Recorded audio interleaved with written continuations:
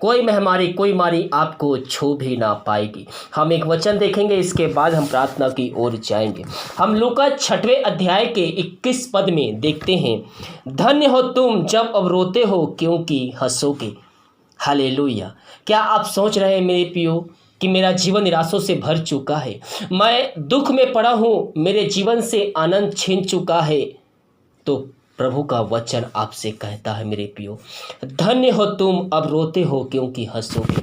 विश्वास कीजिए, आपके जीवन से वो दुख निकलने जा रही है, वो समस्या निकलने जा रही है, आपका जीवन बदलने जा रहा है। केवल आपको प्रार्थना में जीवन बिताना है, घुटनों पे आकर आंसुओं के साथ गिराते हुए प्रभु से अपनी मन की बातों को खोल कर कहना है, प्रभु जो तेरी इच्छा हो वो मेरे जीवन में पूरी हो। मेरी इच्छा नहीं, जो मैं चाहता हूं, जो मैं चाहती हूं वो नहीं, बल्कि तेरी इच्छा मेरे जीवन में पूरी हो जाए, ताकि मेरा जीवन, मेरा घराना आशीषों से भरपूर हो जाए। मेरे प्रियो, जब हम इस प्रकार से प्रार्थना करते हैं तो प्रभु की आशीष हमारे जीवन में आती है। हालेलुया। हम आंसुओं के साथ गिराते हुए हम प्रार्थना करने वाले हो जाए, आंसू बहाकर हम प्रार्थना करने वाले हो जाए, क्योंकि हम देखते हैं भजन संहिता 126 के 5 पद में वहाँ पास लिखा है, जो आंसू बहाते हुए बोते हैं वे जय जयकार करते हुए लौने पाएंगे। यानी कि जब आप आंसू बहाकर प्रभु से प्रार्थना करेंगे तो आपके जीवन में आशीषें ही आशीषें आएगी। यहाँ कहता है, जो आंसू बहाते हुए बोते हैं वे जय जयकार करते हुए लौने पाएंगे।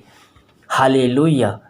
मेरे प्रियो, हम प्रार्थना में समय बिताएं, और जब हम प्रार्थना करें तो हम ऊपरी मन से ना करें। आप जब प्रार्थना करें तो आपका मन केवल और केवल प्रार्थना में लगे रहना चाहिए। संपूर्ण मन से प्रार्थना कीजिए, संपूर्ण मन से उसके पास आइए। आप प्रार्थना में समय बिता रहे हैं, आपका ध्यान कहीं और है, तो उस प्रकार से हमें प्रभु आशीष नहीं देगा मेरे प्रियो, और उस प्रकार से आपके आंखों से आंसू नहीं गिरेगा। जब हम टूटे हुए मन से, हम हृदय गहराई से जब हम प्रभु के पास आते हैं तो प्रभु हमें अपने आत्मा से भरपूर करता है, और जब हम आत्मा में आते हैं तो आत्मा हमारे लिए आहे भर भर के प्रार्थना करता है, और वही आंसू हमें आंखों में आते हैं। उसी समय हमें प्रभु बातें करता है और अपने आशीषों से भरपूर करता है। हालेलुया। जब हम दुख तकलीफ में पड़ते हैं तो हमें प्रार्थना किस प्रकार से करना है वो हमें नहीं पता है, लेकिन पवित्र आत्मा आहे भर भर के हमारे लिए प्रभु से विनती करता है, वो हमारे लिए परमेश्वर से प्रार्थना करता है। हालेलुया। इसीलिए हम संपूर्ण मन से प्रभु के पास आए, आंखों को बंद करके घुटनों पे आकर प्रभु को उपस्थिति में बैठते हुए, गिराते हुए आंसुओं के साथ हम उससे प्रार्थना करें। प्रभु हमारी प्रार्थना का उत्तर देगा मेरे प्रियो।